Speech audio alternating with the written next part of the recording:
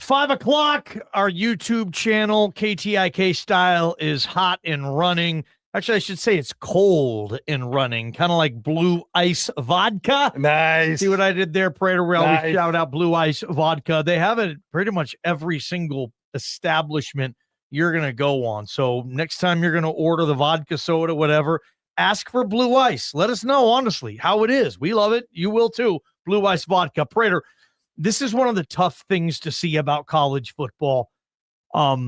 Dreams fading, if you will, or expectations not being met, if you will, individual expectations not being met, if you will.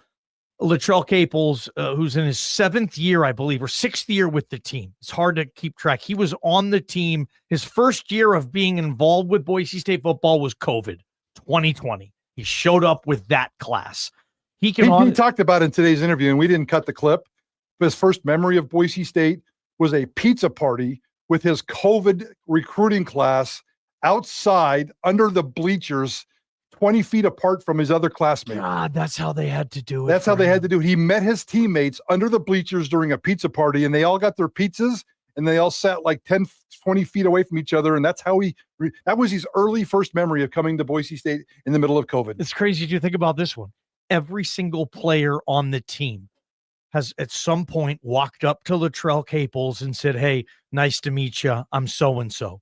Latrell was on that team before all 107 other players. Think about that. He has seen every single player on that team walk through that building and experience it all for the first time. Wow.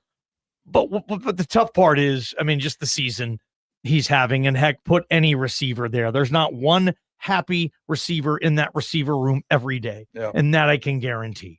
And I don't know how they're handling their frustration, but I mean, Latrell has the most catches on the team, but it's 33.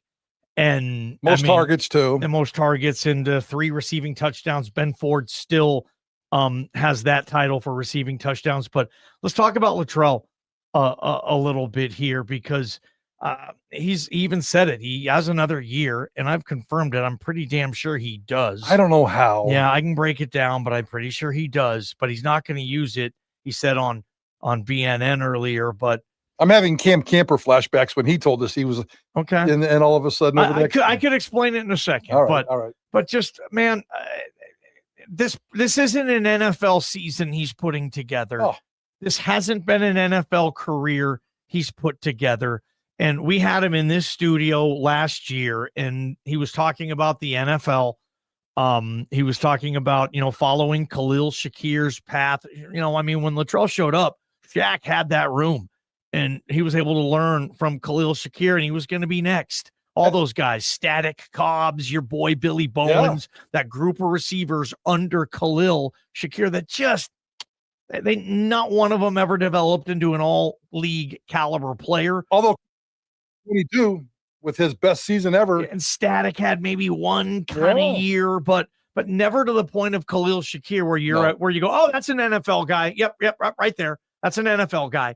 But we're not saying that with Latrell Caples, and I think you can see that frustration. We see Latrell's frustration from the press box at home games, and it feels like he's frustrated with a lot of stuff, and rightfully so, man. It's been a tough year for certainly those receivers. Go ahead. I would echo that, because it just feels like every time you think, oh, well, there's a nice Caples game, or, there's a nice Ben Ford game. Obviously, Ford ended up getting hurt, but it felt like the whole passing game, quarterbacks and wide receivers, and we'll throw Lauder in there as well, who has definitely disappointed this year. They just could never get any traction. And it was one up game, one down game. And that kind of explains the season for a lot of facets of the team, not just the wide receivers. But that's how you get to 6-4 and just kind of limp into the finish line. Consistency, game planning, whatever's been going on, never seemingly on a weekly basis could we look at anyone in this wide receiver room and say he's going to have 6 catches or 100 yards or a touchdown. Never. You would take the under on that every time. Good point, Greg. And I mean, this offense doesn't score anymore. That's why it's extra frustrating. This offense is in a serious rut and forgot how to get in the end zone. It's really sad to see a guy like Latrell Caples, who has the biggest smile on this team, especially after Ashton Genty left, and is just one of the all-time great teammates, one of the all-time great dudes. The way he treats people, the way he treats fans, the way he treats media, absolutely spectacular. It's been a little frosty with the media in the last year, just because that wide receiver room has taken a beating, probably because of what you guys just said in terms of the ability to get the wide receivers the ball. But Latrell Caples also has in 22, he had a great year in 22, but his great year was 549 yards and 4 touchdowns. That's the ceiling for Latrell Caples. And in 23, it went down. 24, 23, he had the Achilles injury, and I think we all cried that summer when we found out about that. And he's gone for an entire year. He's never had a 100-yard game, Ballgame. He's never had a 100-yard game. Gosh, I would have given him 1, maybe 2. Not a single one. He's never had a 100-yard game. No, I think he went for 90 against San Diego State last year. And he just always has played with joy. And we talked about Ashton Jeanty earlier in this show about playing football with joy. He's not playing football with joy right now. And it's a double whammy of suck. It's a double whammy of suck that we have to watch Ashton Jeanty play football with frustration. And now we have to turn around and watch Latrell Caples play football with frustration. And it's not fun to watch because those dudes deserve better. All right, let's get to some of this. Is Latrell Caples earlier today. He spoke with the media, and he talked about 2025, this season, a season of mixed results. I would say it was an up and down season for sure. I mean, it was a couple games in there where I got like a target or two, and as a receiver, I mean, wholeheartedly, if I'm telling you the truth, that's not what I want to do. But we were winning games. We were putting our head down and doing what we had to do, and just being able to come in here every day with my guys and seeing them, even if I'm not in the high spirits because of my production is probably not there. I mean, just being able to lean on the guys and talk to them about it and talk to a coach about it. I mean, I always knew it's never anything personal. I mean, it's just things we got to do. But like you said, it wasn't the year that I would particularly hope for, but I mean, I'm grateful for it nonetheless. I played in every game, suffered a minor injury earlier in the year, got through that. I mean, just being able to appear in every game is a blessing in itself. Now, he knows that because he tore an Achilles in July and was out for a long time after that. And we talked about how long he's been a part of this thing, Latrell Caples. And he talked to the media today and talked about this Saturday being his final home game on the Blue. It's hit me. It could be my last game on the Blue. I've been really emotional coming into this week, but this place means a lot to me. It means the world. I've learned so much here, met so many people, the guys, coaches, trainers. I'm cherishing it all right now, and I'm taking it all in my last couple of weeks. So just ready to attack. What a classy dude, classy answers, classy response. And he doesn't hide the fact that it's been frustrating. He doesn't hide the fact that it hasn't gone very well. So when you kind of balance both the good and the bad, and you do it in a classy way like that, that's Latrell Caples to me. Like the YouTube chat line, if you're on our YouTube channel, we got a guy named Surf City Bill who says, in Latrell's defense, how many downfield attempts did Prater even call for him this year? Less than 2 a game. 100%. That's not Latrell's game. It's not, hey, you better throw Trell the ball deep. He was more of the slot guy. They tried to use him differently on the inside game. So I don't know if it's where they didn't use him, but no, Prater didn't. This team, I'm trying to think on how many times this team went just what the hell, Terry Bradshaw style, let her rip, throw the ball deep. Half the time it feels like you get a damn pass interference call in college football right now. Other than Ben Ford a couple of times, this has not been a strike down the field offense. And yeah, again, these receivers are like, hey, it's great. If we're winning games, okay, fine. Our stats suck, but we're winning. When you stop winning and your stats suck, that's when it gets really hard. And luckily, like you said, Latrell's such a pro. He says this week's been really emotional. He gets it.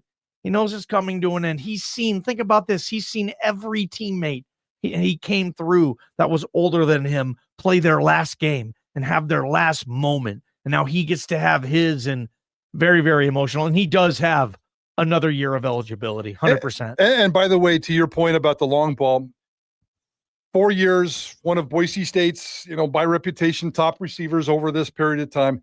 He's never had a play over 50 yards. Okay. Yeah, he's a slot receiver, 100%. And this year he was a slot receiver with a drop problem. Or and He a dropped way too quarterback many. who was skipping balls Well, his way too. that's more just a so whole than the package. drops. More so than the drops. But I've seen Latrell Caples drop more passes this year than I think I have, maybe in his entire career combined. Yeah. And maybe that's the lack of maybe that's the frustration, the lack of focus. Yeah, there's a quarterback issue with this football team, getting the ball to your wide receivers. But it's not good. All Play right. this last piece of clip here. Okay, here's Latrell Caples. He says he had a message to his teammates for what to look for, how to handle these next 2 weeks. After last week, a lot of our dreams or goals per se is kind of like fading. So you feel like it could be some guys that feel like it's nothing to play for, but at the same time, it's a lot to play for. I mean, we're alive and well. We get to play this game. We get to walk. We get to breathe. I'm just more so drilling that into the guys' head. I mean, it's not over. Like, we have this week, we have today, we have tomorrow to worry about. So that's more so what I'm talking about, being where our feet are. And then Saturday, we play free. I mean, play fast, play physical, play together. I mean, it's just ball at the end of the day, and we got to continue to do what we do. And Ballgame, I think you brought that up earlier, and I think that's what we're going to see on Saturday. I think we're going to see a little bit of fun, a little bit of joy. We're going to see a bad Colorado State team, and I have a stinking feeling that this offense is going to click. Mm-hmm. They're in F-it mode. They don't care anymore. Everything's gone. They're going to play free. They're going to play loose. Like, maybe in a weird way. Yep. All of the stuff the last few weeks just kind of loosens them up. Yeah, they don't care anymore. There's nothing left to play for as far as like the CFP is concerned. 100%. And now they just say, you know what, screw it. That didn't work for us. We were too uptight with this thing, and they were that team. And Spencer couldn't figure out how to not get them that way. This team started the year ranked. Think about that. They were ranked number 25 in the AP poll when this thing started. Latrell had one, we thought, kind of weird answer to a question. Prater set this up. Yeah, it's about the transfer portal, and somebody asked him in today's press conference if he's ever been reached out and asked about a transfer portal opportunity. And in this day and age, who hasn't? If you're decent, you're getting some kind of phone call from somebody. This is a little weird, but it's also kind of a deep dive into Latrell Caples, the kind of person that he is, and the kind of person that when he leaves Boise State and goes out into the real world, this is the kind of guy you want on your team. I mean, yeah, of course, but it wasn't like crazy. I mean, I'm a grown man. Like, you can't sit there and tell me what to do or how I can do things. I know what I want to do and where I want to be. So, I mean, it wasn't really hard for me because I kind of have a mind of my own. There you go. Yeah. For whatever reason, he wasn't going to go anywhere. How about this, though? If Latrell Caples can get 6 catches the rest of the year, that's okay. That's a lot That's now. doable. I know with this team, but if he can get 6 catches, he will pass the legendary Louis Fanucchi. Oh, but that's 10th all time since going to FBS. Since becoming a Division I program, 1996, Latrell, if he gets 6 more catches, can leave here 10th on the all-time receptions list. Not too shabby, Latrell. I know it wasn't as good as he wanted. Like, think about this. He's 1 reception away from C.T. Thomas. I think we all want him to pass C.T. He's 2 catches away from tying Jeb Putzier on the all-time list since moving to Division I. So, yeah, I hope he's able to do that. Does the opponent matter? Scratch that. How much does the opponent matter? Boise State is playing Wichita State tonight. I think this is a big game. Wichita State's a big brand. I'm going partly because it's Wichita State. Everybody else, or at least that I got to deal with, Prater and Greg, are like, Wichita State, this is not a needle-moving team. And you don't go to see the opponent anyway. You're saying, Mike Prater. Agreed. So we'll ask you guys. Call in 208-424-9300. Let's hear from you. How much does the opponent matter when you decide to or to not go see a Boise State game? Taco Bell hotline. Let's get a couple. Prater on the ball game. From the Beacon Plumbing Traffic Studio, this is Ticket Traffic. Boise, it is game time. Holiday Hoops Classic presented